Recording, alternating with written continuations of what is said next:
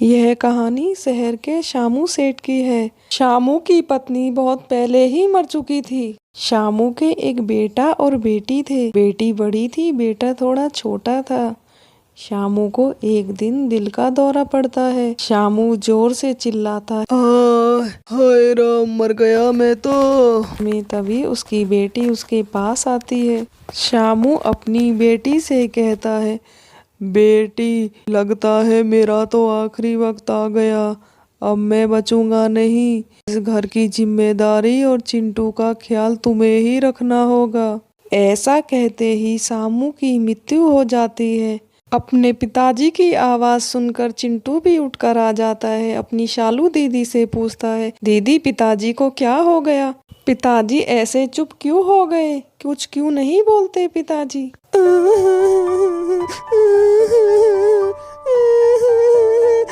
पिताजी हमें छोड़कर चले गए। चिंटू मेरे भाई, रो मत। शालू दीदी तुम्हारे हमेशा साथ रहेगी, तुम्हें छोड़कर कभी नहीं जाएगी। हम दोनों भाई बहन एक दूसरे का सहारा बनेंगे। अपने पिता के जाने के बाद शालू अपने भाई का बहुत अच्छे से ध्यान रखती है। पूरे घर को अच्छे से संभाल लेती है। अरे चिंटू, तुम अब तक सो रहे हो? मैंने तुम्हारा बैग पैक कर दिया, जल्दी से स्कूल के लिए खड़े हो जाओ। ओहो सोनू, अब तो उठ जाओ, इतना परेशान क्यों करते हो? हाँ, उठ गया दीदी। जब तक तुम्हारी प्यार वाली डांट न सुनूं, भला मैं उठ सकता हूँ? अच्छा, बातें कम बनाओ, जल्दी से तैयार होकर स्कूल जाओ। शालू की मौसी शालू के लिए रिश्ता लेकर आती है। देखो बेटा, बार बार यूं रिश्तों को मना करना अच्छी बात नहीं। बहुत अच्छे घर से रिश्ता आया है, वक्त रहते शादी कर लो। उम्र ढल जाएगी तो कोई पूछने वाला नहीं। और आगे चल के जब चिंटू बड़ा होगा, वो भी बदल जाएगा। कोई किसी का सगा नहीं है आज के जमाने में। लड़का और घर दोनों ही बहुत अच्छे हैं। इतना अच्छा लड़का फिर नहीं मिलेगा। मौसी, आप मेरी चिंता ना करें, मैं बहुत खुश हूँ। और रही बात मेरे भाई चिंटू की, वो कभी नहीं बदलेगा। चिंटू पढ़ लिख कर बड़ा होकर अपने पैरों पे खड़ा हो जाए, तभी मैं अपने बारे में कुछ सोचूंगी। अच्छा, मैं चलती हूँ। जब भी किसी चीज की जरूरत हो तो मुझे याद जरूर करना। ऐसे यूं ही देखते देखते 15 साल बीत गए। इन 15 सालों में सब कुछ बदल चुका था। चिंटू पढ़ लिख कर एक अच्छी नौकरी लग गया था और उसकी बहुत ही अच्छे घर से शादी हो चुकी थी। अरे शालू दीदी, आप इन 15 सालों में बिल्कुल नहीं बदली। तब मैं स्कूल जाता था तब भी, और आज मैं ऑफिस जाता हूँ तब भी मेरा यहीं बैठकर इंतजार करती हो। हाँ सोनू भाई, तुम्हारे बगैर मेरा मन ही नहीं लगता। जब तक तुम घर पर नहीं आते मुझे चैन नहीं पड़ता।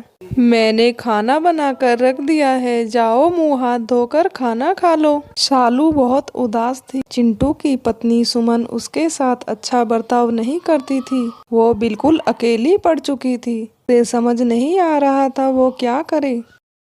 अरे सुमन, क्या हुआ? तुम मुंह लटका कर क्यों बैठी हो? क्या बात हो गई? मैंने तुम्हें फोन किया था, तुमने फोन भी नहीं उठाया। हाँ हाँ, तुम मुझसे क्या पूछते हो? अपनी उस महारानी सालू बहन से पूछो। उसने मेरे साथ ऐसा बर्ताव किया है। मैंने बाजार जाने को कहा तो मुझसे कहती है, तुम घर का काम कर लो, बाजार से मैं ले आऊंगी सारा सामान। मुझे तो घर का नौकर बनाकर रख रखा है। अरे बस इतनी सी बात, तुम चिंता मत करो। कल मैं तुम्हें अपने साथ बाजार ले चलूंगा। और दीदी बड़ी है, उनकी बात का क्या बुरा मानना। चलो अब खाना खाओ और सो जाओ, मुझे सुबह जल्दी उठना है। सुमन बहुत अकेली हो चुकी थी। उसकी मन की पूछने वाला कोई नहीं था। सुमन यूं ही उदास होकर सो जाती है। और अगले दिन सुमन से मिलने उसकी मौसी आ जाती है। सुमन मौसी को ऐसे जताती है कि वो बहुत खुश है। अपने चिंटू भाई और भाभी सुमन की तारीफों के पुल बांध देती है। और तभी चिंटू सुमन बाजार से लौट कर आ जाते हैं और सुमन वहीं पर बैठ जाती है। और तभी शालू को कहती है, ये देखो, महारानी ने कोई काम नहीं किया, हमें जाते ही बैठ गई। तुम्हें मालूम नहीं था हम बाजार गए हैं? तो थक कर आएंगे। तभी सुमन अंदर चली जाती है। चिंटू अपनी शालू दीदी से कहता है, अरे क्या दीदी, तुम कामचोर हो गई हो। थोड़ा काम कर लोगी तो क्या बिगड़ जाएगा और सेहत ही अच्छी रहेगी।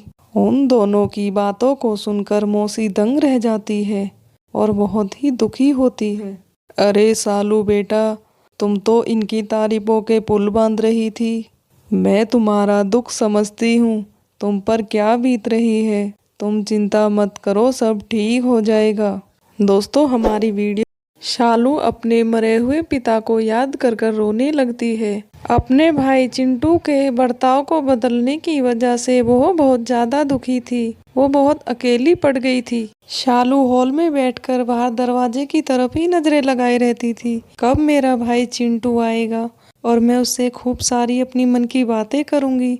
और एक तरफ चिंटू बिल्कुल अपने बीवी के पल्लू से बंध चुका था। अपनी शालू दीदी के लिए उसके पास बिल्कुल वक्त नहीं था और तो और वो ढंग से बात भी नहीं करता था। अरे सालू दीदी, आप यहाँ पर क्यों बैठे रहते हो? अब मैं छोटा बच्चा थोड़े ना हूँ, मैं अपना ध्यान खुद रख सकता हूँ। आप हमारी चिंता छोड़ दो और अपने कमरे में जाकर सो जाओ। चिंटू और सुमन सोने के लिए चले जाते हैं और शालू बेचारी वहीं पर अकेली रह जाती है। उसे चिंटू की बात का बहुत बुरा लगता है। उसे रोना आ जाता है। अगले दिन शालू बहुत खुश थी क्योंकि उसके भाई चिंटू का जन्मदिन था। वो सब कुछ भूलकर आकर रसोई में लग जाती है और हर साल की तरह अपने भाई के लिए खीर और हलवा बनाती है। शालू चिंटू के लिए खाना बनाकर बहुत खुश होती है। खाना तो बहुत अच्छा बना है, चिंटू की पसंद का खाना। ये सब खाकर चिंटू खुश हो जाएगा और चिंटू का आने का समय भी हो गया है। मैं जाकर देखती हूँ चिंटू आ गया होगा। शालू इतनी खुश थी कि उसे सब्र नहीं हो रहा था। फटाफट से इस चिंटू को देखने के लिए जाती है। सुमन ने भी अपने पति का बर्थडे मनाने के लिए बहुत ज्यादा सजावट की थी। सजावट तो बहुत अच्छी है। इतनी धूमधाम से इनका बर्थडे कभी नहीं मना होगा।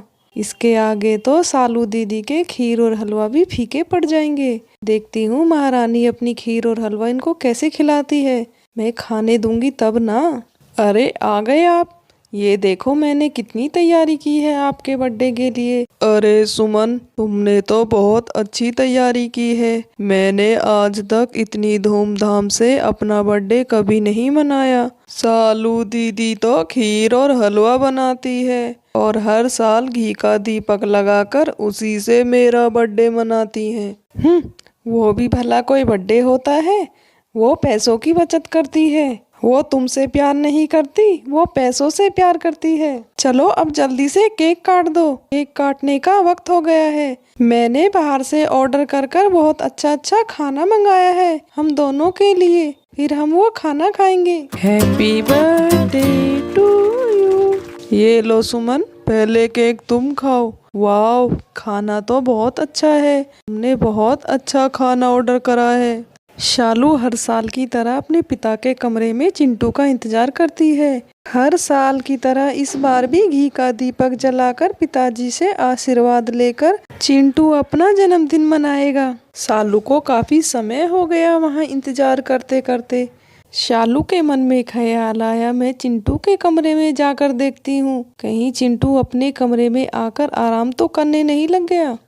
शालू चिंटू को देखने के लिए उसके कमरे में चली जाती है और वहाँ यह सब देखकर चौंक जाती है। अरे दीदी, आप यहाँ? चिंटू, आज तो तुमने सारी बेशर्मी की हदें पार कर दी। तुमसे मुझे ये उम्मीद नहीं थी। तुमने आज अपने जन्मदिन पर मेरा और पिताजी का आशीर्वाद लेना जरूरी नहीं समझा? क्या हम तुम्हारे कुछ नहीं लगते? बस शालू दीदी, अब बहुत हो गया। मैं कोई छोटा बच्चा नहीं हूँ। जब देखो तुम डांटती रहती हो। मैं अपना भला बुरा खुद समझता हूँ। तुम्हें मेरी चिंता करने की कोई जरूरत नहीं है। मुझे मेरे हाल पर छोड़ दो। हे भगवान, आज का सारा दिन ही खराब कर दिया। मैंने पूरे दिन मेहनत कर कर तैयारी की, फिर भी हमें चैन से नहीं रहने देती। हमारा पीछा छोड़ दो, हमें चैन से रहने दो। सुमन, तुम रो मत।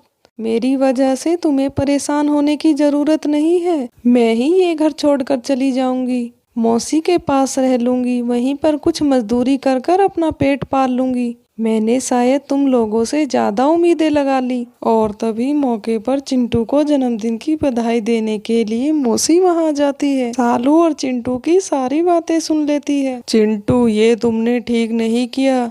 तुम नहीं जानते सालू ने कितना संघर्ष किया है तुम्हें पालने के लिए। तुम्हारे पिताजी के जाने के बाद उसी ने तुम्हें और घर को दोनों को संभाला है। वो चाहती तो क्या कुछ नहीं कर सकती थी अपने लिए। सालू के लिए इतने बड़े बड़े घरों से रिश्ते आए, पर उसने सबको ठुकरा दिया तुम्हारा भविष्य सुधारने के लिए। सबके समझाने के बावजूद भी ने किसी की नहीं मानी, और आज तुम उसके साथ ऐसा बर्ताव कर रहे हो। तुम्हें शर्म आनी चाहिए चिंटू। आप बिल्कुल ठीक कह रही हो मौसी, मुझसे बहुत बड़ी भूल हो गई। मैं अपनी माँ जैसी दीदी के प्यार को समझ ही नहीं पाया। मैं इतना मतलबी कैसे हो गया। और सुमन, तुमने भी कुछ ठीक नहीं किया दीदी के साथ। चलो हम दोनों दीदी के पैर पकड़कर माफी मांगते हैं। दीदी हमें जरूर माफ कर देगी। दीदी का दिल बहुत बड़ा है। अरे अब यहीं पर खड़े रहोगे या दीदी से माफी भी मांगोगे जाकर? चलो जल्दी से चलकर माफी मांगते हैं। सुमन का रो रो कर बहुत बुरा हाल हो गया था। उसे समझ नहीं आ रहा था वो अब क्या करे। तभी चिंटू आकर अपनी दीदी से माफी मांगता है। अरे दीदी, मुझे माफ कर दो, मुझसे बहुत बड़ी भूल हो गई। और सुमन भी पैर छूकर माफी मांगती है। शालू उन दोनों को माफ कर देती है। तभी मौसी कहती है, चलो अंत भला तो सब भला। दोस्तों, अगर हमारी वीडियो आपको अच्छी लगी हो तो लाइक और सब्सक्राइब जरूर करें और बेल आइकन का बटन दबा लें, ताकि हम ऐसी वीडियो आपके लिए लाते रहें।